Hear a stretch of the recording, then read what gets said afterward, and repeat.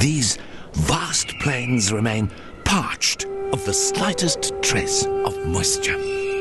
Surface temperatures soar to the limits of that which humans can tolerate. And yet, somehow, nature finds its perfect balance.